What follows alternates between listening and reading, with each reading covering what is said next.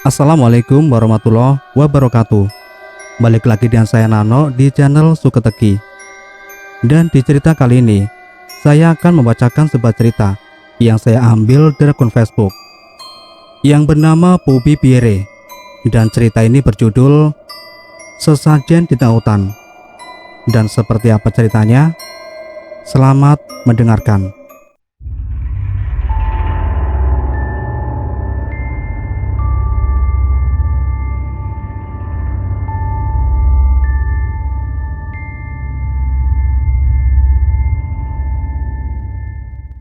Untuk cerita yang ini, jangan nebak-nebak kejadiannya di tempat mana, daerah mana, kota mana.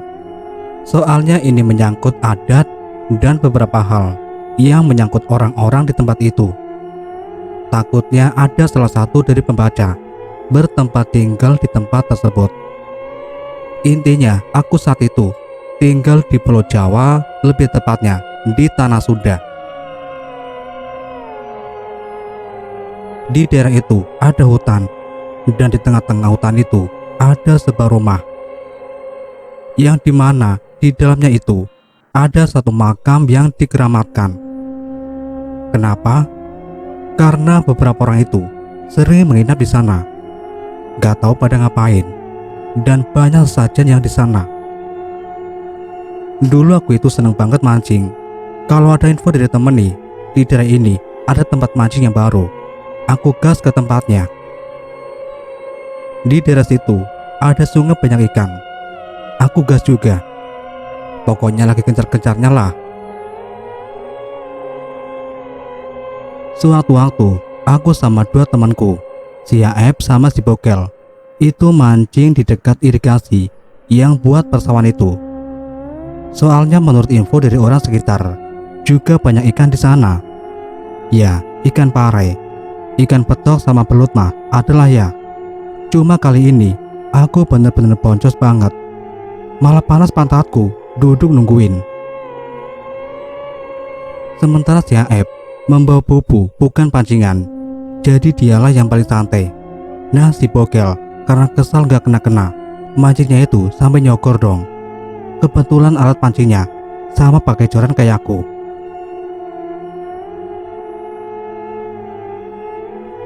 Berlangsung lama banget itu, aku sama teman-temanku di sana. Tiba-tiba waktu itu, kami disamperin bapak-bapak petani yang lagi kerja di sawah. Katanya, di tengah hutan ada sungai yang banyak banget ikannya. Ikan lele saja, katanya, ada yang segede tangan orang dewasa. Dan banyak juga ikan cana monster juga katanya. Wah, jiwa bisnisku langsung bergejolak tuh dengarnya. Wah, duit nih, duit, pikirku. Karena aku kalau mancing itu, pas udah dapat, gak aku bawa ikannya, tapi aku lepas lagi. Kalau sekarang sih istilahnya catch and release. Karena mancing itu kesenang saja. Nah, kalau ikannya pada gede, beda cerita. Bisa aku jual, terus dapat duit. Bener segede gini, Jang, ujar bapak petani itu sambil nunjukin tangannya. Kata Jang atau Ujang itu adalah panggilan orang Sunda untuk anak laki-laki remaja atau dewasa. Ah, bohong si bapak mah, ujar temanku si Bogel. Gak percayaan, cuma hati-hati saja, soalnya ada yang pernah lihat ular siluman di sana tuh, ujarnya lagi. Siluman bagaimana? Tanyaku penasaran. Iya, ular panjang hitam. Di atas kepalanya ada mahkota warna kuning. Suaranya mirip sapi disembelih. Kalau ketemu atau mendengar suaranya, awas jauhin, jangan disamperin. Jelasnya, aku manggut-manggut paham. Celetuklah si Aib ini bercanda. Atau jangan-jangan ikannya juga ikan siluman, Kang. Baru dengar aku ikan siluman, ujar si Bogel. Gak percayaan. Ada yang pernah bertemu secara gak sengaja pas mau mancing ke sungai itu. Ularnya lagi melintas jalan setapak, gede banget katanya. Dikira ular gak bergerak. 10 menit baru kelihatan ekornya, ungkap bapak petani yang mengaku masih merinding jika teringat cerita itu. Pernah juga sambungnya, kejadian terhadap warga yang menangkap ular sanca atau piton dengan ukuran normal. Warnanya itu kuning cerah dan begitu bagus banget. Kuningnya itu bersinar banget. Namun yang terjadi, justru orang yang memelihara ular tersebut gak kuat mengurusnya.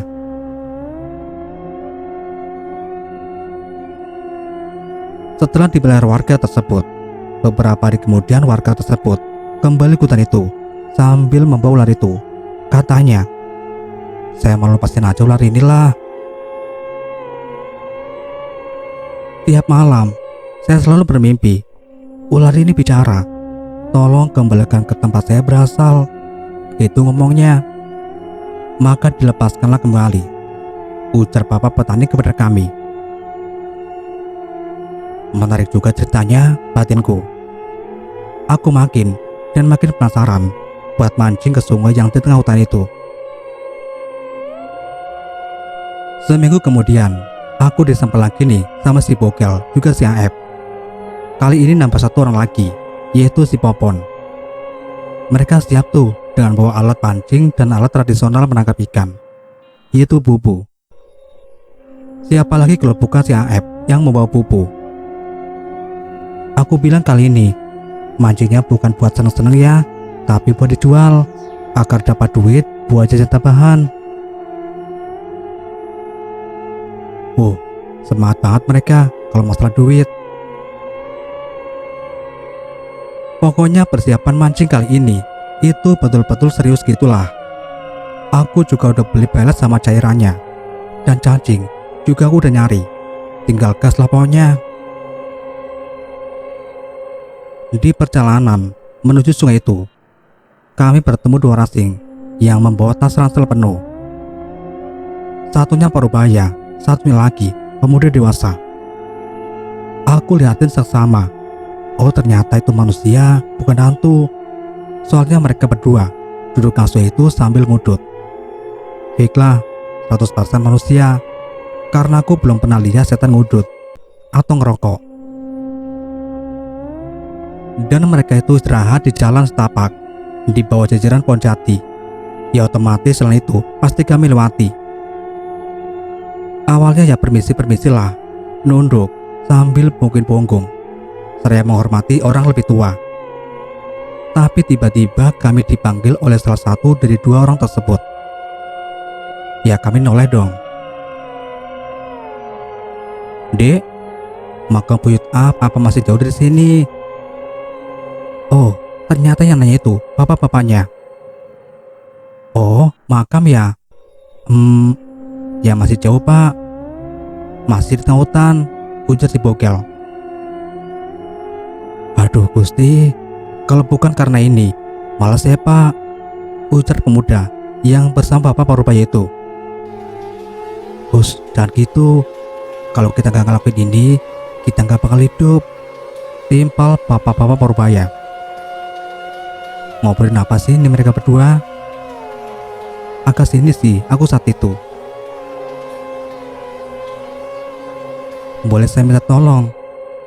Tolong anterin saya ke makam buyut A, takut nyasar lagi, lanjutnya. Dan ternyata mereka berdua itu katanya muter-muter terus di sana. Ya semacam disasarin gitu. Mereka udah ngasih tanda pakai puntung rokok. Namun ketika berhenti untuk istirahat, mereka malah berhenti di tempat tanda gundukan puntung rokok itu lagi. Boleh pak, ayo, ujar si Bogel sama si Popon. Aku sama si Aep bilang, gak bisa pak, kita mau mancing.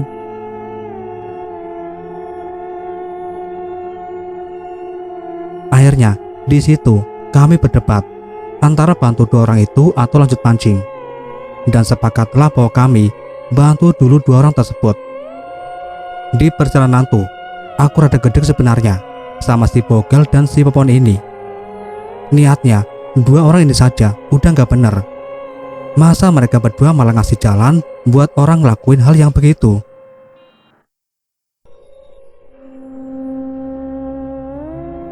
Di perjalanan, mereka ngobrol lah. Intinya di situ, cuma aku doang diam dan gak berminat untuk ikut ngobrol. Kalau ditanya jawab, gak ditanya ya diam. Cukup menghabiskan waktu dan tenaga, ternyata masuk ke tengah hutan. Habis ngantri 2 orang itu, kami langsung belok kiri ke arah sungai. Karena menurut info yang kami dapat, sungai itu gak jauh dari makam buyut. Tinggal belok kiri dan ikutin jalan setapak saja. Sambil sekali nengok kedua orang itu. Mereka udah menghilang masuk ke suatu rumah yang gak kumuh gitu. Dalam hati bilang, dalamnya ada apaan ya? Apa cuma makam keramat doang? Singkat cerita, kami sampai di pinggir sungai. Meskipun harus terabas ini itu dan agak ke bawah sedikit karena banyak banget rumput liar yang tumbuh dengan baik di sana. Awalnya kami cukup takjub ya, karena air sungainya jernih banget. Cuma lagi-lagi aku mikir, air jernih belum tentu bagus.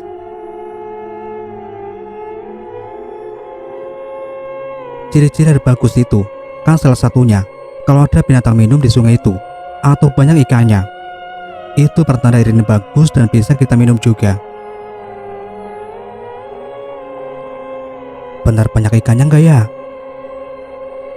Benih gini dan airnya tenang, kayak gak ada kehidupan.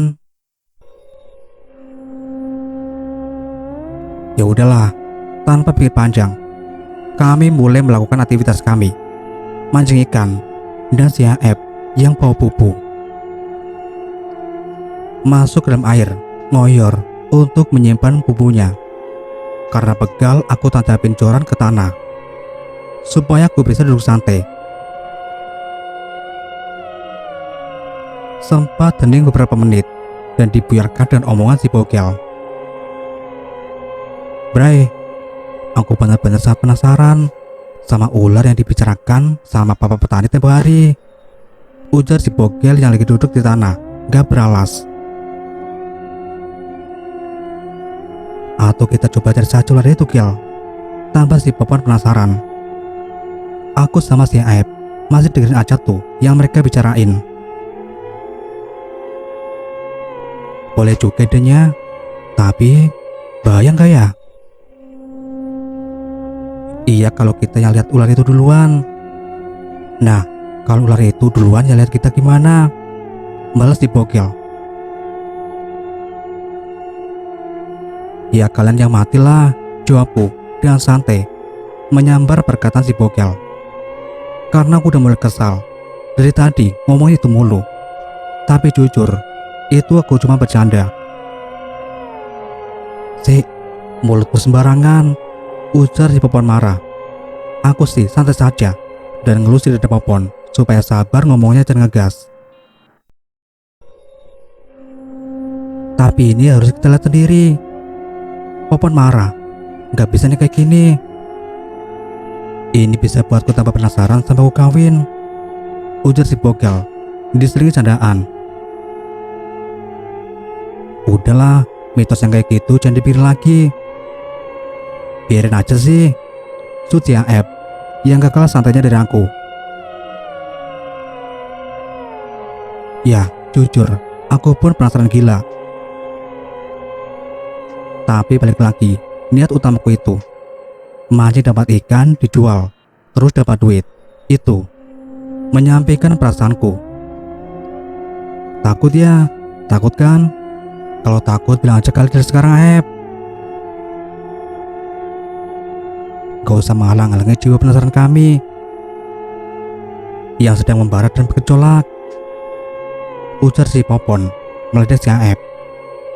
Dia mulai berdiri dan mengajak si bogel juga aku. Kemana? Tanyaku. Nyari ular siluman. Cuma pengen lihat kelebihan, jawab si Popon. Si bogel langsung berdiri dengan semangat. Kalian berdua sajalah, aku tunggu di sini sama Aep, ujarku sambil ngelirik si Aep yang lagi makan keripik yang dia bawa.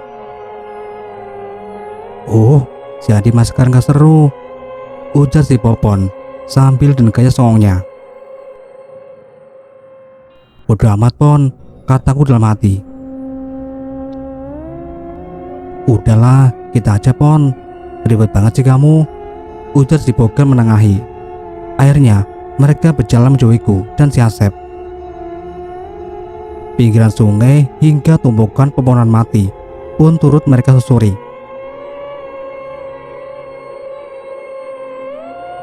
Aku tahu kamu penasaran An, ikut saja sama mereka. Joran kalian aku yang jaga, terang saja, ujar si Aep. Iya kali, aku harus ninggalin teman sendiri. Aku cuma benar-benar takut ada apa-apa dan kenapa-napa. Apalagi si Aep, ini penakutnya bukan main. Dan juga ini tengah hutan, bukan persawahan. Jangan sampai kenapa-napa, apalagi amit-amit terjadi sesuatu yang mana aku harus kehilangan teman lagi. Enggak ya, cukup kemarin-kemarin.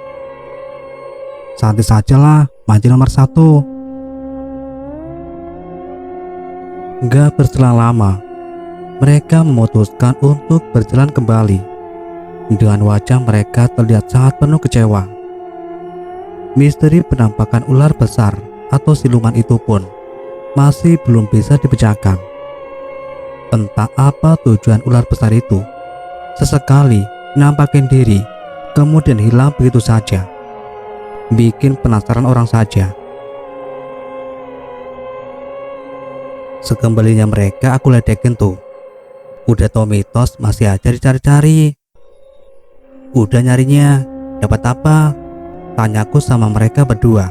Zongmen, dapat capek doang, ujar si Bogel.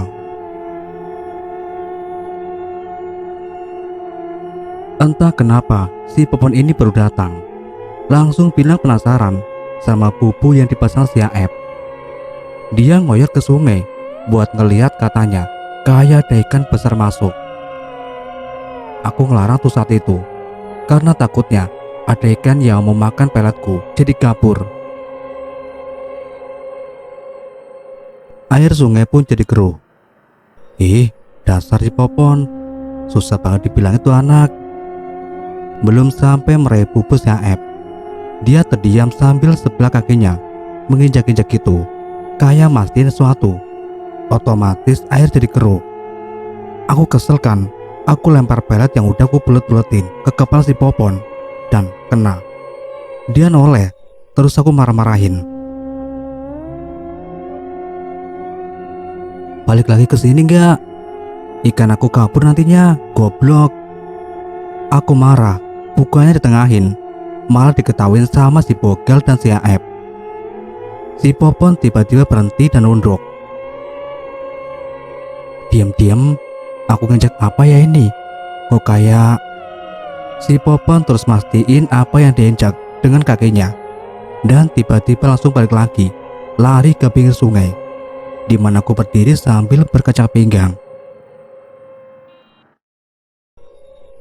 Gila, aku nginjak tangan manusia, ujarnya sambil terus-terusan bergigit ngeri. Yah, uber saja sih ama, ujarku. Baunya masih terus bergidik kengerian. Tangannya terus-menerus mengelus leher belakang beberapa kali. Sumpah, aku gak bohong. Kalau bohong aku kaya, ujar si Popon serius. Si anjing, aku juga mau kalau kaya mah, tolol, ujar si Bogel yang dari tadi memperhatikan. Si Aep langsung berdiri. Mon, bawa sekalian bubuku Bawa saja sama kamu Ep, aku shock nih sumpah.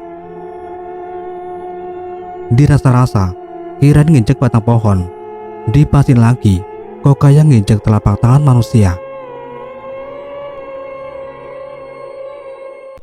Pulang aja yolah, takut gak akan bener, jelasnya masih dengan raut wajah ketakutan. Serius? Tanya Ep. Ya kamu lihat muka aku kaget gini Ep, kesalnya. Di situ kami saling suruh buat ngambil bubu si Aep, karena yang punya gak berani ngambil. Parah sih penakutnya, bikin geleng-geleng kepala. Akhirnya karena pada nggak mau, ya udah, aku yang memutuskan ngambil. Aku ngonyor ke air buat ngambil bubuk si Aep. Sekalian di mana si Popon nginjak telapak tangan itu. Itu bikin aku penasaran juga.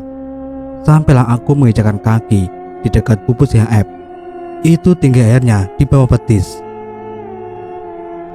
Entah cuma perasaanku atau bukan ya, arus airnya yang tadinya tenang kok jadi deras. Pikiranku saat itu adalah takut ada buaya nyamperin. Aku ambil bubuk si Aep, lalu aku lari sekuat mungkin. Karena susah payah ya lari dalam air. Karena ribet lari dalam air gitu, bubuk yang kupegang aku lempar ke tepian sungai. Nahasnya hampir mengenai muka si bogel yang lagi mau nyambutin coran-coran yang kutancep-tancepin. Yang bener Andi, kena muka aku, teriaknya. Yang lain cuma ngetawain aja tuh. Sesampainya di depan, aku minta maaf karena aku takut hanyut dan takutnya ada buaya nyamperin. Arus air yang deras tadi. Setelah aku sampai itu jadi nggak ada, dan airnya itu tenang lagi. Percaya nggak percaya, aku lihat sama mata kepalaku sendiri. Pikiranku berubah lagi saat itu. Mungkin angin turun, jadi ngebuat arus sungai kayak deras. Singkat cerita, karena kami boncos atau nggak dapat ikan lagi nih, kami putuskan untuk pulang saja. Saat menaiki tanah yang ketinggi, si bogel menggerutu. Katanya banyak ikan gede, bukannya dapat ikan malah dapat capeknya doang. Dasar laki-laki. Aku sama si Aep cuma bisa ketawa, sedangkan si Popon ini cuma diam saja. Coba kalau airnya nggak diubah-ubah si Popon, coran kita pasti kena tuh. Ini gara-gara si Popon gel, candaku sambil ngelirik ke arah si Popon.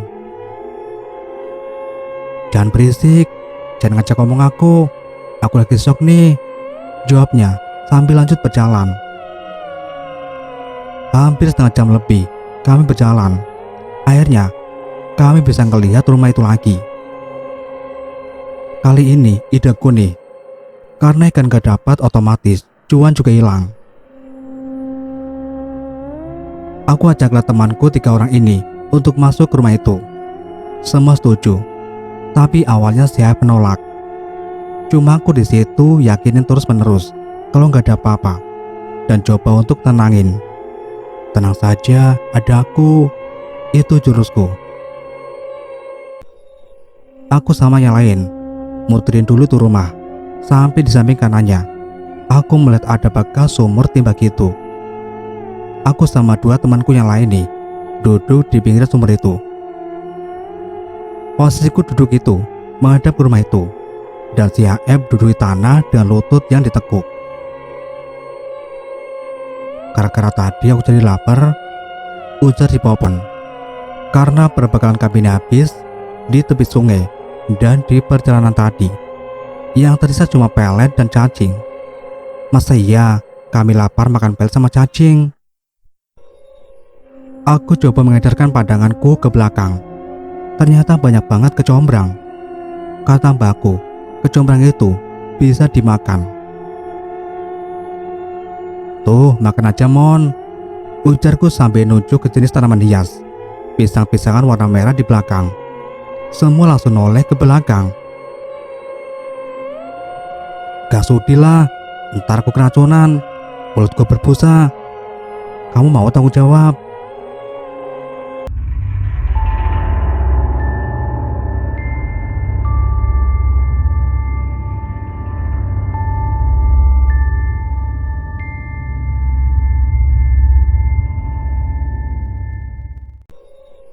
Biarin aja ngebusa juga, biar mama kamu bebas biaya sekolah, canda si bogel dengan ketawa yang gak bisa dikontrol.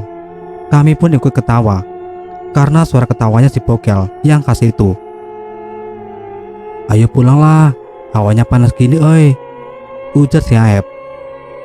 Oh ya, aku lupa suatu. Kami kan penasaran sama dalam rumah ini. Akhirnya kami berdiri dan berjalan ke arah depan. Pas masuk ke rumah itu, kami dikagetkan sama banyak sesajen di area makam itu. Yang pasti makam itu yang diyakini masyarakat desa sebagai makam buyut atau yang dikeramatkan. Aku jadi ingat sama tradisi keluarga bapakku.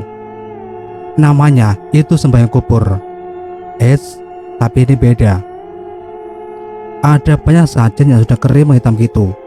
Ada juga yang paling baru, cuma agak sedikit berantakan. Kayak kopi yang di cup plastik tumpah. Pokoknya agak awet-awetan lah. Ini sih kami yakini pasti dari 2 orang yang kami antar tadi. Rumahnya ini ada 2 ruangan ternyata. Ruang satunya itu pintunya ketutup dan gak bisa dibuka. Pintunya itu pintu pakai teripak coklat gitu loh. Juga ada bolong kayak bekas ditonjok. Ruangan yang ketutup itu, aku intip lewat bolongan itu. Itu komu kotor gitu. Kenapa aku bisa lihat? Karena ada cahaya-cahaya kecil di atas. Mungkin gentengnya rusak atau geser. Dan di ruangan yang kami injaki saat ini, itu ada 1 makam. Sesajen dan terpal yang tergelar di samping makam. Yang kita tahu, dan aku udah kasih tahu di cerita sebelumnya, kalau si Aib ini penakut banget parah. Aku jalan ke sini, dia ngikutin.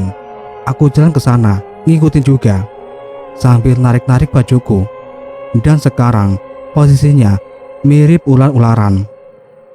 Aku kayak bagian kepalanya dan mereka ekornya, yang berarti aku paling depan. Kedua itu si Aib, di belakang si Aib Popon, di belakang Popon si Bogel. Sesajen buat apa sih? Celetuk si Aib. Curiga aku bapak yang tadi. Pesugihan kali ya, ujar si Bogel. Iya ya, aku juga mikir gitu. Soalnya aku nyimak dari obrolan kalian di jalan itu loh. Tapi pesugihan apa ya? Timpal si Aib. Pesugihan apa? Ini makam, ujar si Popon. Daripada banyak omong Pon, katanya lapar. Tuh, banyak buah-buahan. Mending makanin saja sama kita. Sayang kalau kita biarkan. Usulku sama Popon. Begitu juga sama yang lain. Aku nyuruh gitu tuh. Awalnya karena mereka itu berisik terus. Tapi aku juga ikutan ngambil. Lumayan buat bekal perjalanan pulang. Jangan ditiru atau diikutin kebandelan kami. Sumpah jangan. Bukan masalah percaya mitos atau apa. Cuma kita nggak pernah tahu apa yang akan terjadi ke depannya. Jadikan pelajaran. Betul Mubazir, ujar si Bogel menyetujui usulanku. Dan makin semangat. Akhirnya kami masukin beberapa buah ke saku celana. Sama aku juga melihat ada rokok serutu 2 batang. Aku ambil, aku masukin saku baju juga. Pokoknya saku celana kami tuh penuh sama buah-buahan. Si Aeb gak ngambil buah-buahan, tapi ngambil puding Masena, kue dan dodol. Sumpah, ini sesajen tetek bengeknya komplit banget coy. Sembilan daun pandan sama kembang 7 rupa juga kecium banget meski kelayu. Dan ada yang paling bikin aku jijik adalah di dekat sesajen itu ada yang cemani hutan tergeletak di sana, dan darahnya itu kemana-mana. Dan di sesajen itu selain kopi ada juga air berwarna merah. Feelingku itu pasti darah ayam itu. Bentar deh, tapi aku nggak ngelihat bapak dan pemuda itu bawa jijikan ayam mati atau hidup. Mereka cuma bawa tas ransel penuh saja. Apa mereka simpan dalam ransel kali ya? Tapi yang bikin aneh, menginap. Tapi ini belum semalam aja. 2 orang itu udah nggak ada. Pada kemana mereka? Pokoknya kami tuh entah ngomongin apa atau nyeletuk apa. Kami tuh ketawa ngakak-ngakak, nggak ada beban hidup. Tiba-tiba di sela ketawa kami itu ada suara geraman berat agak ketahan. Itu berat banget suaranya, mirip beraman orang marah. Dan itu bikin kami berempat berhenti ketawa, lalu saling pandang. Kami langsung berdiri. Si Aep udah mau jalan aja keluar. Aku tariklah bajunya supaya tetap diam di tempat. Si Popon ini kan udah tahu ya karakternya gimana. Matanya terus jelalatan kesana kemari mencari sumber suara. Entah kenapa si Popon sama si Aep malah ngintip ke ruangan sebelah yang pintunya bolong itu. Posisi mereka ngintip itu sebelahan. Duh, so sweet. Aku sama Bokel di belakang mereka berdua. Astagfirullah, teriak mereka berdua. Aku sama Bokel kaget dong. Anjing kamu ya, kagetin aku saja, ujar si Bokel pada mereka. Aku juga kaget. Aku keplak aja kepala mereka berdua. Pulang, udah gak bener, seriusan. Dengan wajah yang pucat pasi, si Aep mendorong-dorong supaya aku keluar. Kenapa? Tanya aku penasaran. Nanti aja nanti. Intinya, sekarang kita harus pulang. Timpal si Popon. Tak lama dari omongan si Popon itu, pintu bolong itu kayak ada yang nabrak keras banget dari dalam. Pintunya saja bergetar gitu. Brok. Anjing. Teriak kami serempak karena kaget. Kami langsung lari ke rumah sekencang-kencangnya. Meskipun ada drama kecil-kecilan di jalan, kayak bubu sayap jatuh, kenurjuran yang nyangkut. Astaga, pokoknya udah ding banget bang, oleh banget lah. Kami baru sadar, ternyata rumah tua itu udah gak kelihatan lagi oleh mata. Yang ada hanya jajaran pohon saat kami nengok. Karena capek lari-larian, juga persediaan air udah gak ada. Kami makan jeruk yang dibawa dari sarjan tadi di tengah hutan. 2 kali aku shock men, jantungku pulang-pulang tremor nih mah. Duh, si Popon menggerutu. Emang apa yang tadi kalian lihat? Tanyaku penasaran sama apa yang mereka berdua lihat di balik pintu bolong itu. Aku gak tahu yang dilihat aku sama apa enggak, sama yang dilihat si Aep. Tapi yang kulihat itu ular kepalanya manusia.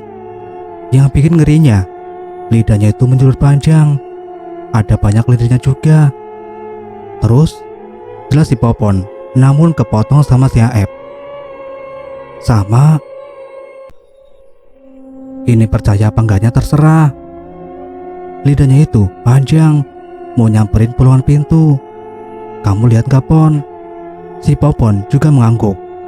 Pokoknya aku gak mau ke hutan ini lagi lah, ujar si Popon. Kelihatan banget takut nih anak bengal. Setelah lihat itu, kami lanjut jalan. Di perjalanan itu, lama-lama aku agak nyesel gimana gitu ya. Bukannya mancing dapat ikan, malah begini. Wadah pelet aku bawa itu, aku buka. Aku ambil sebesar 1000 jari. Aku gulung-gulung dan aku lempar-lemparin. Anjing, boncos pisan, kesalku. Mereka nengok. Kenapa kamu? Tanya si Bokel. Apa? Tanyaku sama mereka. Tiba-tiba si Ai bilang sambil nunjuk-nunjuk ke belakang.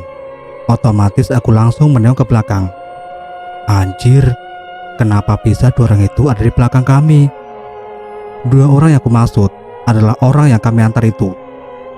Mereka jalan itu kayak setengah pelari sambil sekali melirik ke belakang. Sampai akhirnya mereka melihat kami dan pelari menghampiri. Siluman, ujar pemuda itu masih sekali nengok ke belakang dengan raut muka yang benar-benar takut. Mau pada keluar hutan kan? Ayo bareng, timpal bapak yang di samping pemuda itu. Kedua tangannya dia rentangkan, seraya menyuruh kami untuk buru-buru jalan. Bapak kenapa sih? Tanyaku. Aku duduk dulu untuk memastikan nih orang berdua nampak gak kakinya, dan ternyata nampak. Oh, berarti yang di hadapan kami ini saat ini adalah manusia. Singkat cerita, kami berjalan bersama dua orang itu, dengan si Bogal dan aku yang berjalan di depan. Di perjalanan itu, aku dibikin kesal lagi sama dua orang itu. Kenapa? Karena ritme mereka berjalan itu udah kayak tukang onitik, buru-buru banget. Sabar pak, jalannya pelan-pelan. Kami capek habis lari tadi, ujar si Popon agak sinis. Akhirnya ada yang berani ngomong juga. Bapak itu akhirnya minta maaf sama kami. Saya juga tadi habis lari karena habis ngeliat ular siluman di rumah hutan itu, jelasnya. Loh, sama, ujar si Aep sambil ngikut si Popon. Iya, makanya kita kabur dan lari. Tapi kok malah balik lagi ke rumah itu. Dan syukur sekarang kita bertemu kalian lagi, ujar pemuda itu sambil menghembuskan napas lega. Kesasar lagi, tanyaku, dan diangguki oleh mereka berdua. Langganan, ujarku bergumam. Kita juga nggak tahu kenapa bisa kesasar lagi. Apa mungkin siluman silan itu yang buat kita kesasar? Ujar si bapak itu penuh penekanan. Lekan bapak sih sama si A, habis ngapain ke rumah itu? Tanya si Popon tegas. Kita, gugupnya, bikin orang curiga. Saya cuma nganter karena udah dibayar, ujar pemuda itu. Kata orang-orang yang pernah kesini, nanti akan kaya. Saya mau coba, saya banyak utang. Jelas apa itu, akhirnya jujur sama kami. Bapak pesugihan, tanya si Aep. Dengan berat dan ragu, bapak itu menganggukkan kepalanya. Si Aep ngomongnya sepolos, wah tos lagi. Astagfirullah. Serempak kami saling geleng-geleng kepala. Ternyata kecurigaan kami dari awal benar. Dua orang ini gak beres. Tapi kami juga segan siara kok. Serganya mencari pembenaran. Tetap salah pak, gak boleh minta kekayaan ke makam. Bapak kayak gak pada ngasih saja. Kesal, si Bogal sambil nunjuk-nunjuk. Ditepislah tangan si Bogal keras sama bapak itu. Ya gimana lagi, udah mentok. Kalian cuma bocah kemarin sore atau apa? So nasihati. Pemuda di sampingnya itu berusaha untuk menenangkan si bapak. Si Bogal sama si Popon udah mulai kesulut nih emosinya. Karena aku peka dan tahu karakter temanku. Niat hati mau menghilangkan pembicaraan, baru juga mengap mulutku. Apa? Mau menasihati saya juga? Dari awal kamu kesini, saya perhatiin. Mata kamu itu sinis ke saya ya? Yang sopan kalau ngeliatin orang lain. Lanjutnya menggebu-gebu. Lah, aku malah kena omel, anjing. Udah, jangan begini. Pak, sabar pak. Kita lanjut jalan lagi ya. Nanti kalau ketemu sore di hutan, semua pada repot. Ujar pemuda itu, terus berusaha melerai. Jujur, aku mau mengalihkan pembicaraan dan mengajak jalan lagi. Tapi malah kena nasihat. Tanpa permisi, tanpa ngomong lagi, dia berjalan mendahului kami. Pemuda itu cepat-cepat mengikuti bapak itu. Maaf ya, tolong dimengerti, ujar pemuda itu menoleh ke kami bergantian. Akhirnya kami lanjut lagi jalan sambil menggerutu. Dasar laki-laki gak punya otak tuh. Orang lagi diam dimarahin. Siapa dia? Sosokan. Kayak pemuda kampung kita, ujar si Bogal. Jarak kami berdua ke orang itu cukup jauh. Ternyata mereka berdua cepat juga jalannya. Sampai akhirnya aku ketemu mereka berdua lagi. Dengan salah satu dari mereka sedang terkapar tepat di jalan setapak. Kami samperin, siapa tahu bisa bantu. Ternyata kata pemuda itu, si bapaknya ini udah biasa pingsan kalau kecapean. Si Bokel sama si Popon udah mulai berdiri, mau lanjut lagi jalan. Si Bokel sama si Popon mulai berdiri. Boleh nggak kalian bareng sama kita lagi? Kebetulan kalian orang asli sini kan? Saya percayakan sama kalian, tapi tolong bantu saya dulu, bangunin si bapaknya, ujar pemuda itu dengan sopan. Aku sama Siap ngangguk. Yang gak enak dong, pemuda ini dari awal ketemu sopan, dan kayaknya baik pula ke orang lain. Karena kasian juga kalau kami sampai ditinggalin. Cuma masalahnya si Bokel sama si Popon agak ragu gitu. Namun pada akhirnya mereka berjongkok lagi. Kami bantuin dari mulai menekan jempol kaki dan jempol tangan sampai bapak ini bangun dari pingsannya. Biasanya orang yang baru bangun dari pingsan itu akan lemas ya. Ini masih celingak-celinguk. Tadi ada yang menabrak saya dari depan. Dada saya sampai sakit jelasnya, karena kasihan si Aep ngasih kue masena ke bapak itu. Pas dipegang, bapak itu mengerutkan dahi. Kue masena dari mana? Tanyanya. Karena si Aep ini polos banget orangnya. Dapat di rumah itu. Apa? Jangan-jangan kita kesasar gara-gara sajian kalian ambil. Bandel banget sih kalian. Kembalikan ke tempatnya. Nanti kita semua dapat petaka. Saya nggak mau tahu. Dengan agak marah, dia hampir mau melemparkan kue masena ke si Aep. Dia berdiri dan menarik kami satu-satu untuk berdiri. Buset, kesurupan Pak Subur dulu, kata pemuda itu. Gak bisa pokoknya si bapaknya ini ngomong bahasa Jawa sama pemuda itu, dan kami ya gak ngerti sama sekali. Kata Wisman Ora. Pokoknya 5 menitan kami saling nyalahin. Singkat cerita, dari hasil saling nyalahin tadi, diputuskanlah buat balik lagi. Balikin makanan sama buah-buahan yang kami bawa. Di perjalanan yang mau balikin itu, ya aman-aman saja, tentram mulus rayu. Masalah datang lagi saat sudah di depan rumah itu. Saling suruh kami di situ. Si bapak-bapak ini dari perjalanan sampai sekarang kerjanya itu ngomel mulu. Aku yang cuek-cuek saja, jadi emosi sekarang. Bapak aja sana yang masukinnya, kan yang punya niat bapak, bukan kami, ujarku emosi. Si bapak ini melotot ke arahku. Dia ngambil jeruk sama apel hijau yang udah kami kumpulin di bajunya si Aep. Lalu dia lempar ke rumah itu. Kami kaget bukan main. Anak siapa kamu? Tata krama sama orang lebih tua gak diajarin sama orang tuamu? Hah? Di situ pokoknya kami dimarah-marahin, disasihin teman-temanku dan pemuda itu.